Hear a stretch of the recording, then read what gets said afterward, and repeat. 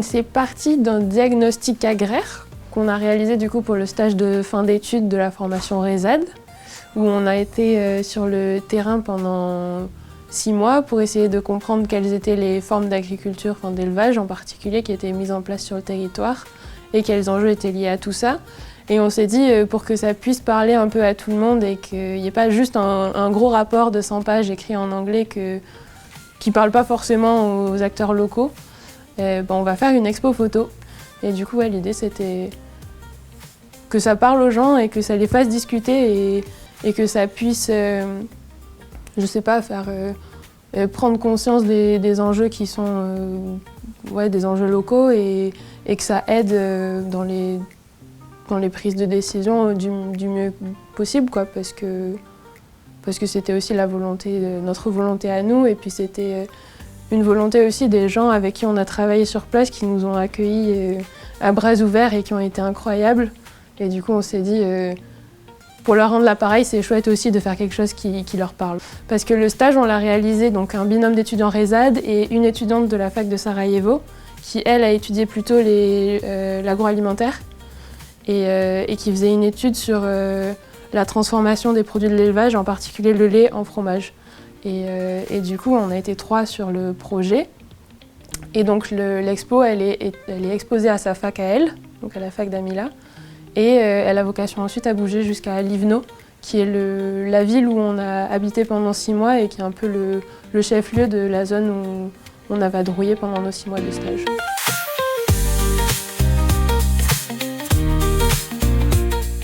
La thématique principale, en fait, c'est qu'on a évolué pendant 6 mois dans une zone qui est surtout une zone d'élevage.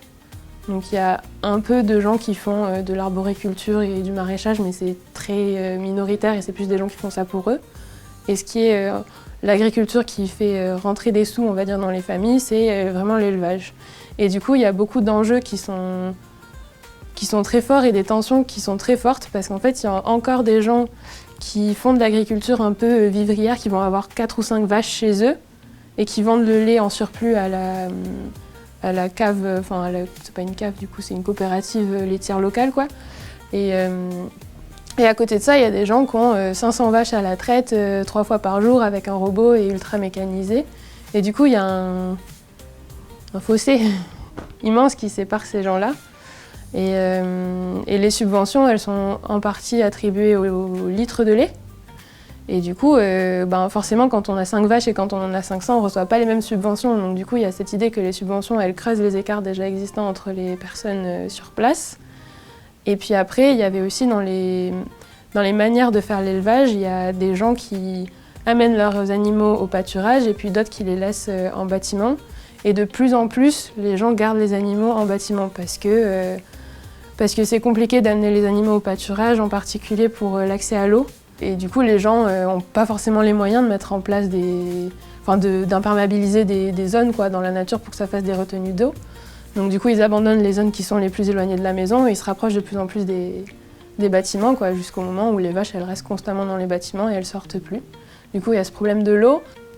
Et quand on est éleveur et qu'on a la traite à faire et le pâturage à mener et l'alimentation des petits et machin, on se dit le pâturage, j'abandonne, quoi, c'est trop compliqué. Et donc, c'était un peu pour parler de ça. Et puis après, il y a aussi les forêts qui envahissent petit à petit le milieu. Et qui dit forêt dans une zone en climat méditerranéen, dit feu en été, quoi. Et ça pose beaucoup de problèmes aussi. Des incendies qui se déclenchent de plus en plus et de plus en plus proches des maisons, du coup. Et qui peuvent être un risque pour la population locale. Et puis il y avait aussi le fait que du coup, vu qu'on a plus d'animaux en bâtiment, on fait pousser plus de maïs. Et si on fait pousser plus de maïs, on utilise aussi plus de pesticides. Enfin, en tout cas, dans la zone que nous on a étudiée, c'est comme ça que ça se passe. Et du coup, il y a un fromage qui est fabriqué, qui est un fromage en IGP, donc du coup qui est labellisé, et qui est labellisé par rapport à la qualité du lait.